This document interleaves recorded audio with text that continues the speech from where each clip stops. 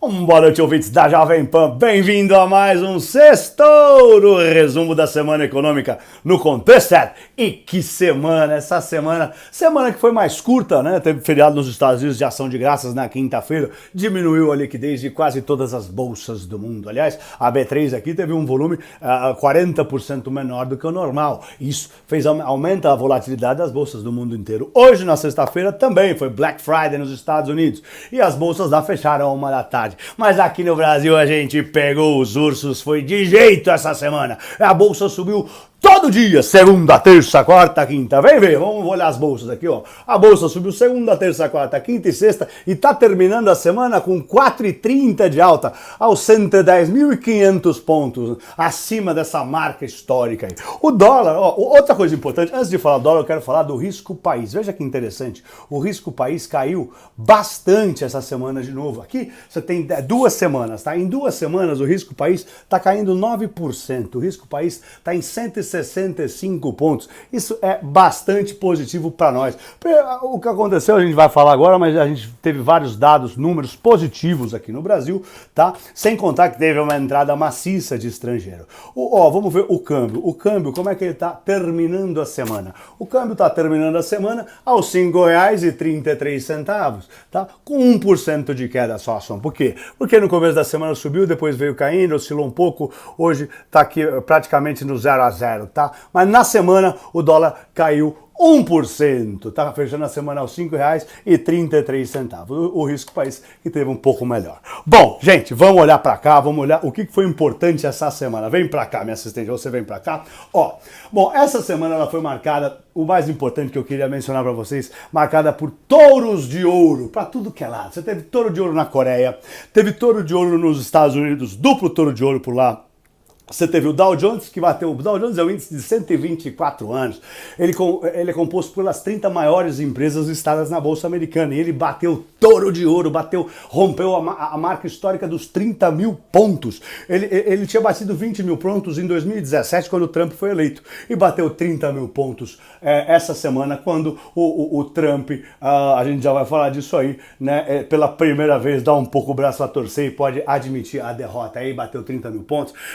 O Bitcoin quase bateu o touro de ouro também. Aqui bateu o touro de ouro do Bitcoin é $19.700. Bateu $19.400, tá? Bom, outro touro de ouro que teve importante aqui foi o de volume de estrangeiro, né? Investimento estrangeiro na Bolsa Brasileira. Novembro entrou 30 bilhões de reais na Bolsa Brasileira. Nunca tinha entrado tanto dinheiro por aqui, graças a Deus. E é por isso que a Bolsa subiu todos os dias essa semana. Foi touro segunda, touro terça, touro quarta, touro quinta, touro sexta. Outro ponto muito importante da semana foi o ânimo com as vacinas, né? Começou a semana com a FDA, que é a Anvisa lá dos Estados Unidos, aprovando aquele Regeneron. Esse Regeneron é um tratamento paliativo lá, aquele que foi dado pro Donald Trump quando ele pegou, tá? E aí na urgência lá a FDA aprovou, e aí na segunda-feira já os mercados todos se animaram mundo afora. A Pfizer também informou, né, que parece que no dia 10 a FDA pode ser que aprove, e no dia seguinte, dia 11, já pode começar a vacinação do povo. Isso foi muito importante, por quê? Porque se isso der certo, daqui a 2 semanas começa a vacinação em massa do povo americano. Isso deu alento para as bolsas e também melhorou bolsas mundo afora, tá? Outra notícia interessante foi a AstraZeneca. A AstraZeneca, né, que a vacina tinha 70% de eficácia quando você dava meia dose e depois meia dose. Sem querer, os caras deram meia dose para uma turma e uma dose inteira para outras depois, em vez de dar meia. Isso se mostrou ter uma eficácia muito forte, 90% de eficácia. Só que aí também levantou desconfianças de que, mas como assim foi sem querer, foi na sorte e tal, e aí a AstraZeneca está lutando para mostrar, né? A AstraZeneca ela é importante por quê, gente, para vocês entenderem? A AstraZeneca ela é a vacina mais barata de todas e ela não precisa ser congelada, ela só deixar ela na geladeira já tá bom, ela não precisa nem ficar 0 graus, ela pode estar 1 grau, 2 graus. Então ela é de fácil, por exemplo, se a gente for vacinar as pessoas no Nordeste, como é que vai fazer? Né? Lá é muito quente, então o custo é muito alto, então ela se mostra muito barata, tá?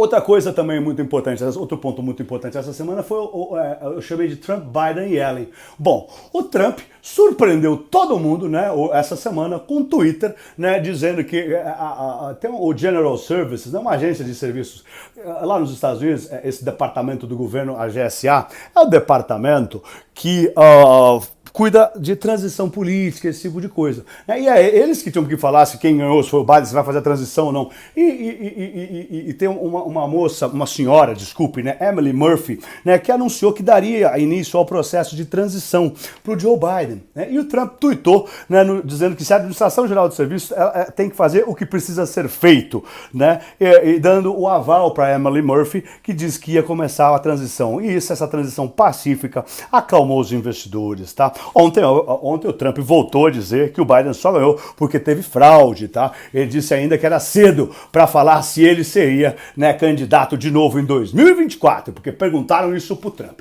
Bom, dada essa situação, né, o Biden, depois que a Administração Geral de Serviços do governo disse que ia começar a transição, o Biden começou a montar a equipe dele, tá? E entre as pessoas, ele convidou a Janet Yellen, que é a antiga presidente do Banco Central americano, para ser a secretária do Tesouro, vai fazer parte da equipe do Biden.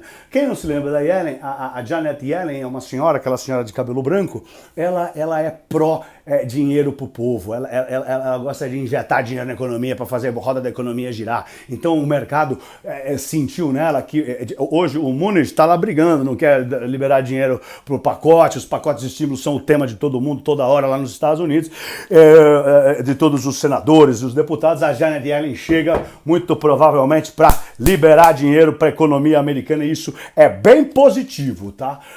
Outra coisa muito importante, né, além dessa transição mais pacífica ter dado ânimo para os mercados também, o presidente da China, o Xi Jinping, que não tinha se manifestado sobre a eleição americana até agora, mandou uma nota de parabéns para o Joe Biden e disse que ele espera que administrar as diferenças que o Trump criou, né, e se concentrar na cooperação das duas maiores economias do mundo. A nota de parabéns da China diz que quer promover um relacionamento saudável e estável e defender os princípios de nenhum conflito e nenhum confronto com os Estados Unidos, tá? Foi, aliás, depois disso que o Joe Biden começou a montar a equipe dele, tá? Bom, outro ponto muito importante foi as atas do FONC, do FONC, que é o Banco Central Americano, e do Banco Central Europeu. Bom, não tem muito para que falar disso, a única coisa que eu tenho para dizer é que eles só falavam de estímulo, que precisa de mais estímulo, ou melhor, da falta de estímulo, né? O Banco Central Europeu também teve travado, lembra que a gente falou no sexto da semana passada, né, que alguns países do leste europeu travaram, vetaram o estímulo novo de 2 trilhões de euros por lá. Lá nos Estados Unidos também está uma briga lá nos estímulos, tanto é que é por isso que a Janet Yellen chega para agregar, porque parece que ela vai liberar os estímulos. Tanto os banqueiros centrais dos Estados Unidos quanto da Europa disseram que a falta de estímulo obviamente vai ser ruim para as economias. Outro ponto muito importante dessa semana foram as novas restrições por conta do coronavírus, principalmente na Europa, né? Lá na Europa o Boris Johnson já avisou, né, que o caminho é longo, avisou os ingleses que é longo o caminho da recuperação, para eles se prepararem para longos meses. A Angela Merkel também, né, já avisou que as restrições, né, ampliou as restrições mais um mês, até o dia 20 de dezembro vão as restrições lá na Alemanha, sem contar que hoje ela pediu, na sexta-feira, para que fechem todas as estações de esqui da Europa. Não sabemos se vai ser atendido, mas é o que ela está pedindo, tá? Vamos fechar e não vai ter férias no inverno europeu, tá? Ela está preocupada com o Covid está muito forte por lá. Por aqui, né, eu conversei inclusive com a secretária do governo de São Paulo, Patrícia Ellen, tá? Ela é secretária de Desenvolvimento Econômico de São Paulo, do governo de São Paulo, mas ela está cuidando, nessa situação de emergência, ela está participando do comitê lá do Covid-19 para cuidar aqui, e ela me disse que não há uma segunda onda, que existe, apesar de ter tido aumento de casos nas últimas 2 semanas, não há uma segunda onda, né? E que é um momento de cautela e não de pânico, tá? Então, gente, na hora de votar, caneta própria para não usar a caneta dos outros, máscara e distanciamento social.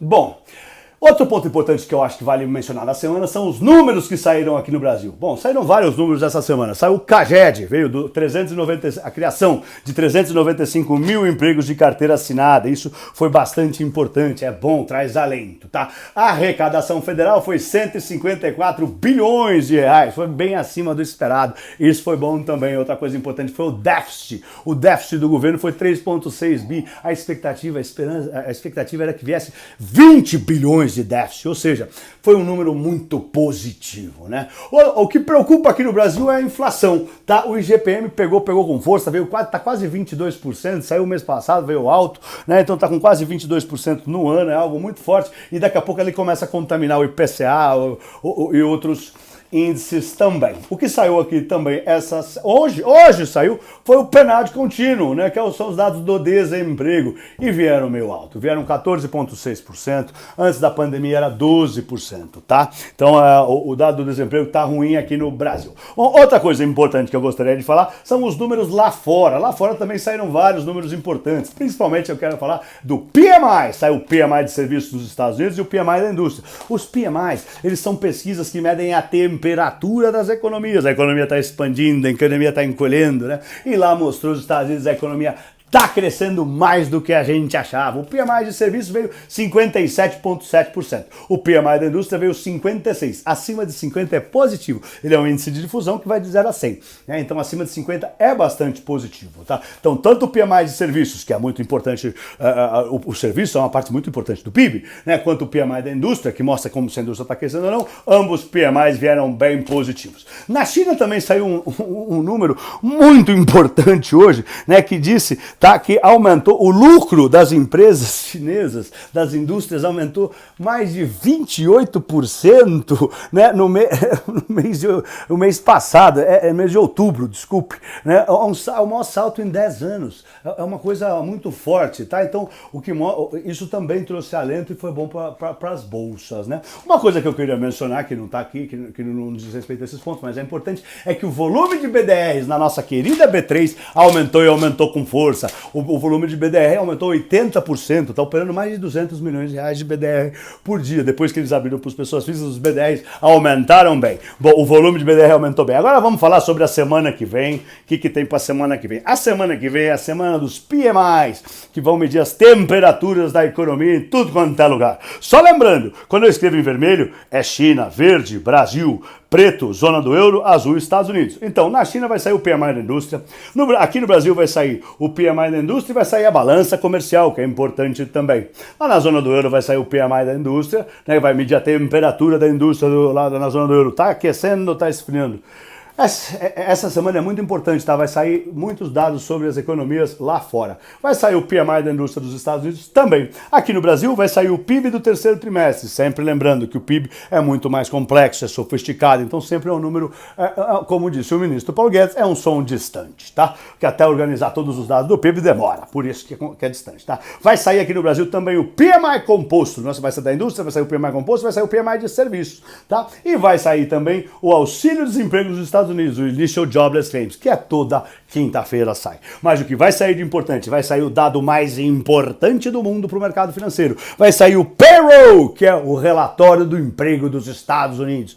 Todas as primeiras sexta-feira do mês ele sai. E nós vamos saber como que tá o emprego na maior economia do mundo. Gente, é isso aí. Eu espero que vocês tenham tido uma boa semana. Eu quero desejar para vocês do fundo do coração um bom fim de semana. Eu sou Pablo. Bom fim de semana. Vai, Torinho! Vai, Torinho!